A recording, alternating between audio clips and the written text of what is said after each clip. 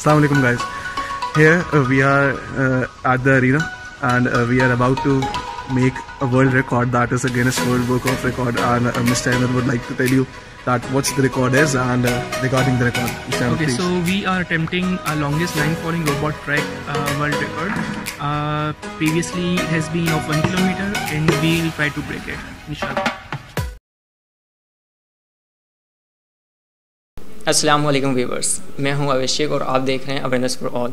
जैसा कि आप लोग सब जानते हैं कि पाकिस्तान अजीम कुर्बानियों के बाद वजूद में आया और ये कुर्बानियाँ जारी और सारी हैं। हमारे फ़ौजी नौजवान इस मुल्क का नाम दुनिया के नक्शे पर कायम और दायम रखने के लिए कुर्बानियाँ दे रहे हैं और कुछ लोग ऐसे भी हैं जो कि इस मुल्क का नाम रोशन करने के लिए अंत तक मेहनत कर रहे हैं।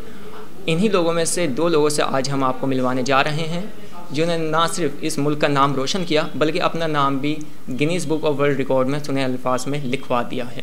आइए मिलते हैं उन 2 नौजवानों से, मिस्टर हारिस और mister Ahmad.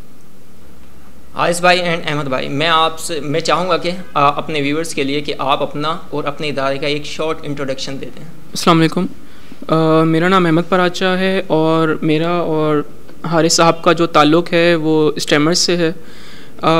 स्टेमर्स basically stem education पर बेस्ड है और स्टेम का जो फुल फॉर्म है वो है science, technology, engineering, mathematics.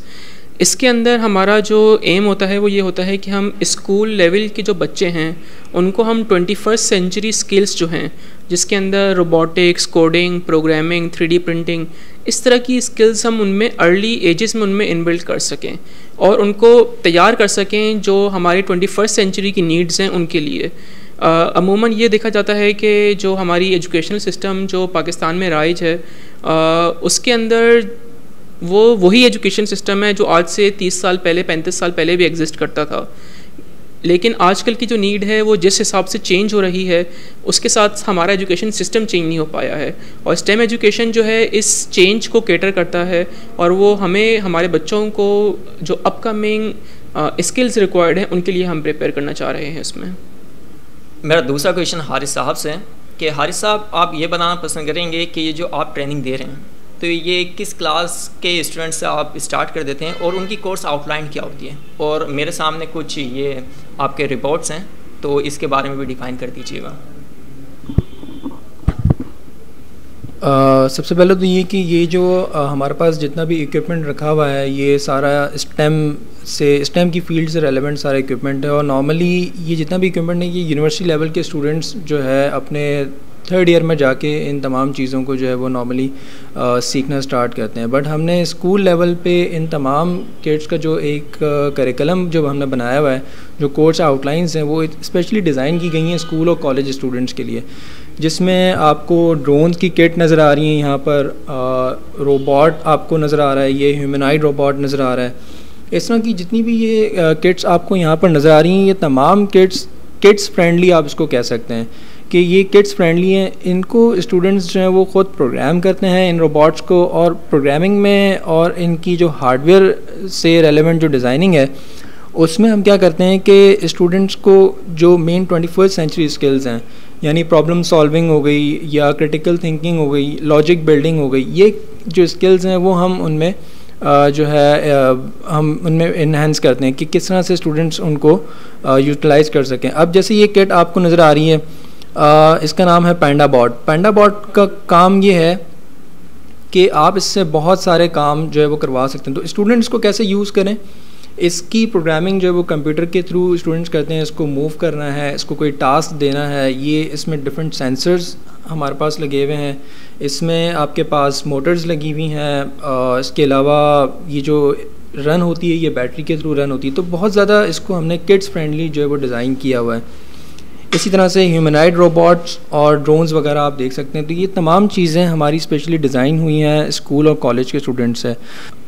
Normally हम जो है ये ग्रेड 3 से ये तमाम किड्स पे जो है स्टूडेंट्स की ट्रेनिंग स्टार्ट कर देते हैं और स्टूडेंट जो है वो ग्रेड 3 से ही ये 21st सेंचुरी जो इक्विपमेंट है उस पर काम करना स्टार्ट करते हैं और फिर आप समझ सकते हैं, आप खुद सोच सकते हैं कि जब वो स्टूडेंट यूनिवर्सिटी लेवल पे पहुंचेगा तो वो किस लेवल का जो है वो आगे साइंस एंड टेक्नोलॉजी में काम कर सकेगा। अच्छा अहमद भाई, आपसे क्वेश्चन ये है कि आपने पांडा बोर्ड के बारे में जो हारिस भाई ने हमें डिस्क्राइब करा, तो इसके बारे में पूछूंगा कि आपने इसके अगेंस्ट एक गिनीज वर्ल्ड रिकॉर्ड भी बनाया है।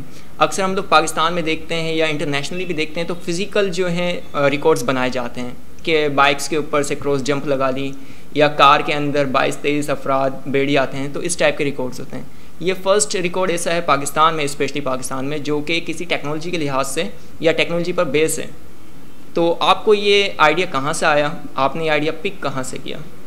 जी अवैस, एक्चुअली मेरा एक शुरू से एम था कि मैं मतलब अगर मैं अपने बचपन के टाइम पे थोड़ा सा मैं उसको रिकॉल करूं तो मेरा शुरू से एम था कि मैं किसी तरह कोई गिनीज वर्ल्ड रिकॉर्ड बना सकूं।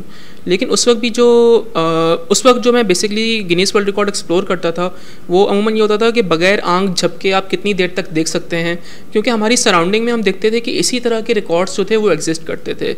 या किसी ने लंबे बाल रख लिए, या किसी ने सर से अखरोट तोड़ दिए, या किसी ने नारियल तोड़ दिए, तो अमूमन हमने ये रिकॉर्ड्स जो देखे वो इसी तरह के देखे थे।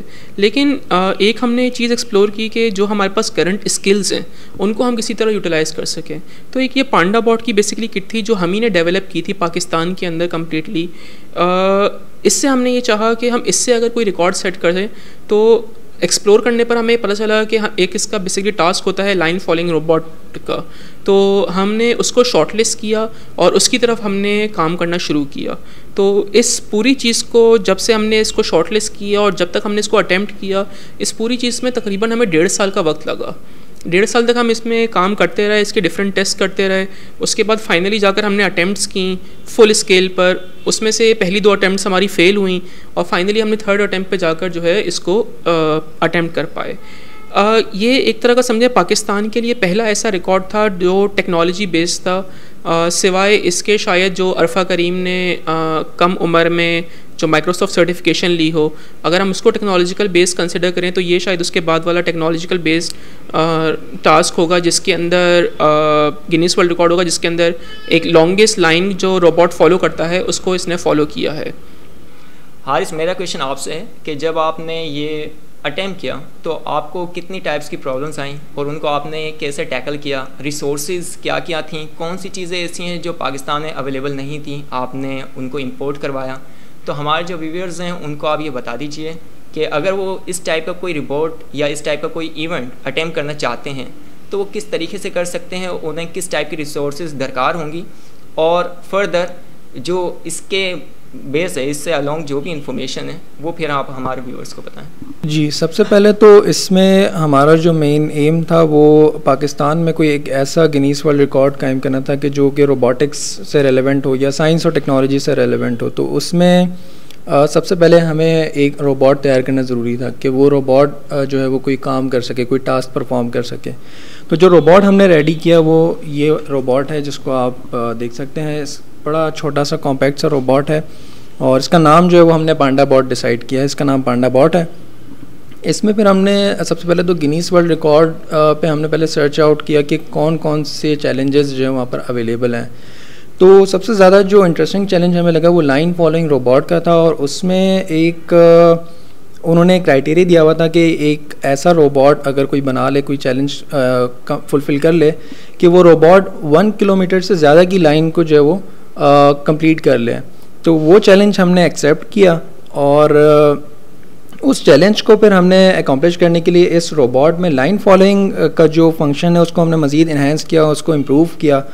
और उसमें सबसे बड़ी बात ये थी कि हमें फिर जगह उसमें बड़ी चाहिए थी। ज़ाहिर है 1 किलोमीटर से ज़्यादा अगर आपको लाइन इसको फॉलो करवानी तो उसमें एक जगह बड़ी रिक्वायर्ड थी। हमने एक स्कूल के साथ कोलैबोरेट किया उसमें, और उस स्कूल का जो ग्राउंड है बहुत ज़बरदस्त बड़ा ग्राउंड था, उसमें हमने पैनाफ्लेक्स वगैरह प्रिंट करवाए। उन पैनाफ्लेक्स पे ब्लैक लाइन, आपने देखा होगा ब्लैक लाइन होती है, उससे लाइन फॉलोइंग रोबोट के लिए जो रिक्वायर्ड होती है।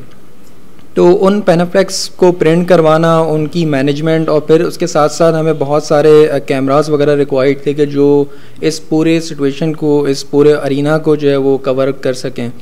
तो कैमरा वगैरह हमने सारे सेट किए और फिर उसके बाद हमने इस रोबोट को जो है उस पैनाफ्लेक्स पे, उस लाइन पे जो है वो हमने स्टार्ट किया। तो इस रोबोट ने जो लाइन कवर की वो 1.22 किलोमीटर्स की कंप्लीट लाइन की, जो कि 1 किलोमीटर से ज़्यादा बन रहा था। और यही हमारी सबसे बड़ी अचीवमेंट थी कि हमने 1 किलोमीटर की जो चैलेंज था उसको हमने अकॉम्प्लिश किया बाय कवरिंग 1.22 किलोमीटर्स। अच्छा, इसमें रोबोट की डिज़ाइनिंग के हवाले से अगर हम बात करें तो काफ़ी सारे इक्विपमेंट इसमें, देखिए बहुत सारे चैलेंजेस हमें थे। जैसे कि अगर आप जब हमने पहला इवेंट डिसाइड किया तो वहाँ पर जो लोकेशन थी वहाँ पर बारिश हो गई। बारिश की वजह से हमारा जितना भी पैनाफ्लेक्स वगैरह, कैमरे वगैरह, जो भी हमने ज़ाहिर इंटर्न्स वगैरह भी हायर किए हुए थे, काफ़ी और लोग भी हमने पार्ट टाइम पे हायर किए हुए थे, तो वो तमाम चीज़ें जो हैं वो बिल्कुल डिस्टर्ब हो गई। और वो फिर तमाम चीज़ें हमने जो है वो वाइंड अप की वहाँ पर। अब उसके बाद एक बहुत बड़ा चैलेंज था क्योंकि अच्छी खासी कॉस्ट जो है वो हम वहाँ पर बेयर कर चुके थे। बारिश की वजह से सारी चीज़ें जो हैं वो डिस्टर्ब हो गई। और उसके बाद फिर आप समझ लें कि तकरीबन 2 वीक्स या 3 वीक्स के बाद हमने फिर से जो है ना डिसाइड किया कि नहीं, हमें ये चीज़ अकम्प्लिश करनी है और अचीव करना है ये गोल हमें। तो रोबोट हमने फिर से जो है वो उसको रेडी किया और तमाम लोकेशन वगैरह हमने दूसरी लोकेशन डिसाइड की। और अल्हम्दुलिल्लाह फिर उस लोकेशन पे और बाकी तमाम टीम्स के साथ, तमाम टीम की जो मेहनत है, जो उनकी एफ़र्ट्स हैं, उन तमाम चीज़ों को मद्देनज़र रखते हुए हमने ये अचीवमेंट जो है वो हासिल की। तो इसमें यह है कि आपको जब भी कोई चीज़ आपने अचीव करनी है तो उसके लिए सबसे पहले आपको गोल सेट करना बहुत लाजमी है और हिम्मत आपको बांधनी पड़ती है। और अगर टेक्निकल पॉइंट ऑफ व्यू से हम बात करें कि आपको अगर गिनीज वर्ल्ड रिकॉर्ड कोई टेक्निकल या साइंस एंड टेक्नोलॉजी के हवाले से अचीव करें तो उसमें इक्विपमेंट वगैरह के हवाले से काफ़ी परेशानियां हमें भी जो है वो फेस करनी पड़ी। जैसे कुछ इक्विपमेंट पाकिस्तान में अवेलेबल नहीं था तो उसको हमने इंपोर्ट किया और इंपोर्ट कराने के फिर सारे मसले मसाइल होते हैं वो सारे फेस करने पड़े। तो एट दी एंड बहुत सारी एफ़र्ट्स के बाद हमारी जो पूरी टीम है, मीडिया से रेलेवेंट टीम हो गई या आप कह लें इंजीनियरिंग से रेलेवेंट टीम हो गई या हमारे जो जजेस थे, उन तमाम की एफ़र्ट्स और कोशिशों के जो है वो लगने के बाद हमने ये गिनीज वर्ल्ड रिकॉर्ड जो है वो अचीव किया है। अच्छा, मेरा नेक्स्ट क्वेश्चन अहमद भाई से, अगर हमारी यूथ में से किसी के पास खुदादात कोई टैलेंट है और वो उस चीज़ को एक्सप्लोर करना चाहता है या गिनीज वर्ल्ड रिकॉर्ड जो है उसको अप्रोच करना चाहता है तो उसका प्रोसेस क्या होगा? मतलब ये जो हमारे लोग होते हैं उन्हें ये नहीं पता कि अगर कोई उनके पास सलाहियत भी होती है तो उस चीज़ को मीडिया के सामने या इंटरनेशनली प्रमोट नहीं कर पाते। तो आप इस बारे में बता दीजिएगा कि अप्रोच किस तरीके से किया जाएगा गिनीज वर्ल्ड रिकॉर्ड को। बेसिकली इसमें ये होता है कि आपके पास अगर कोई स्किल है तो आप सिंपली गिनीज वर्ल्ड रिकॉर्ड की वेबसाइट पे जाकर पहले तो ये देखेंगे कि क्या उसका जो पिछला रिकॉर्ड है वो क्या है और उसको अपने पर्सनल तौर पर आप देखें टाइमिंग करके या जिस तरह से भी उसको आपने मेजर करना है उसको आप देख लें कि असेस करके देखते हुए कि क्या आप उसको बीट कर सकते हैं या नहीं कर सकते। और इसमें ऐसा भी पॉसिबल है कि बाज़ दफ़ा आप क्लोज़ होते हैं और हो सकता है शायद आप थोड़ी प्रैक्टिस करने के बाद आप उस टारगेट को अचीव कर लें। तो उसके बाद ये होता है कि आप उन्हीं की वेबसाइट पे अप्लाई करते हैं और अप्लाई करने के बाद वो फिर पूरा प्रोसेस आपको गाइड करते हैं कि वो किस तरह से अटैम्प्ट होगा। तो उसके बाद आप उसको अटैम्प्ट करके और जिस तरह से भी आप उनको जजमेंट का उनका क्राइटेरिया सेलेक्ट करते हैं तो आप वो सिलेक्ट करते हुए इस रिकॉर्ड को अटैम्प्ट कर सकते हैं इसलिए। मेरा नेक्स्ट क्वेश्चन हारिस साहब आपसे कि अगर हमारी जो यूथ है वो इस टाइप का कोई आपसे ट्रेनिंग वगैरह लेना चाहती है तो उसके लिए आपका जो इंस्टीट्यूट है या आप फ्रीलांस भी काम करते हैं तो हमारे जो व्यूवर्स हैं और जो हमारी यूथ है उसको डिस्क्राइब कर दीजिएगा कि अगर वो इस टीम का हिस्सा बनना चाहते हैं या इस लर्निंग प्रोसेस का हिस्सा बनना चाहते हैं तो वो किस तरीके से बनेंगे? जी, वैसे इसमें यह है कि काफ़ी स्कूल के स्टूडेंट और कॉलेज के स्टूडेंट्स ऐसे होते हैं कि जिन्हें साइंस और टेक्नोलॉजी में बहुत ज़्यादा इंटरेस्ट होता है बट उनको कोई ऐसा कोई पोर्टल या ऐसी कोई उनको इंस्टीट्यूट नहीं मिल रहा होता कि जहाँ पर जाके वो इन चीज़ों को मज़ीद एक्सप्लोर कर सकें या सीख सकें। तो स्टेमर्स में हम जो है ये तमाम चीज़ें स्कूल और कॉलेज के स्टूडेंट्स के लिए ऑफ़र करते हैं कि जितने भी रोबोटिक्स का आपको इक्विपमेंट नज़र आ रहा है ये हम इनकी ट्रेनिंग्स प्रोवाइड करते हैं। इन हाउस ट्रेनिंग भी होती है हमारी और स्कूल्स में भी हम जो है वो ट्रेनिंग्स प्रोवाइड करते हैं। 2 मॉडल हैं हमारे। इन हाउस में क्या होता है कि स्टूडेंट्स हमारे इंस्टीट्यूट में आके और डिफरेंट कोर्सेज़ के जो है वो उनकी हम क्लासेस उनको ऑफ़र करते हैं और स्कूल्स में ये होता है कि स्कूल्स में हम डिफरेंट कोर्सेज़ उनको ऑफ़र करते हैं और स्कूल्स में जैसे साइंस का, मैथ्स का या डिफरेंट सब्जेक्ट्स के जो आपके पीरियड्स चल रहे होते हैं तो वैसे ही एक पीरियड अब स्कूल वाले स्टेम एजुकेशन का रखते हैं या रोबोटिक्स का रखते हैं। तो उस आवर में जो है वो हम स्टूडेंट्स को रोबोटिक्स के हवाले से तमाम चीज़ें सिखाते हैं। उसमें प्रोग्रामिंग भी हो गई, उसमें हार्डवेयर स्किल्स भी हो गई, ये तमाम चीज़ें उसमें आ जाती हैं। अच्छा, मिनिमम एज जो हमारा क्राइटेरिया है वो 6 इयर्स ऑनवर्ड्स जो है वो स्टूडेंट्स इन तमाम कोर्सेज़ को जो है वो इजीली कर सकते हैं। लोकेशन हमारी जो हम ऐसा जो है वो कराची बेस्ड है, बट आजकल कोविड के हवाले से हम ऑनलाइन कोर्सेज़ भी काफ़ी ऑफ़र कर रहे हैं, तो उसमें ऑल ओवर पाकिस्तान बल्कि ऑल ओवर वर्ल्ड जो है वो हमारे स्टूडेंट्स इसमें इनरोल होते हैं। तो अगर आप भी इनरोल करवाना चाहें अपने स्टूडेंट्स को तो हमारी वेबसाइट पे आप विज़िट कर सकते हैं stammers.pk, और इसके अलावा फेसबुक पेज हमारा आप विज़िट कर सकते हैं, इंस्टाग्राम पेज विज़िट कर सकते हैं। उस पर आपको तमाम हमारे स्टूडेंट्स के जो प्रोजेक्ट्स हैं या हमारे जो पास आउट स्टूडेंट्स हैं उनकी जो अचीवमेंट्स हैं या उनकी जो प्रोजेक्ट्स वगैरह की जो वीडियोज़ हैं वो आप देख सकते हैं। मैं अपने दोनों गेस्ट का शुक्रिया अदा करता हूं कि उन्होंने हमारे लिए टाइम निकाला, और अपनी यूथ को भी रिकमेंड करूंगा कि वो इस ट्रेनिंग का हिस्सा बने और इस टीम का भी हिस्सा बने और अपने पाकिस्तान का नाम रोशन करें जैसे हमारे दोनों गेस्टों ने नाम रोशन किया है।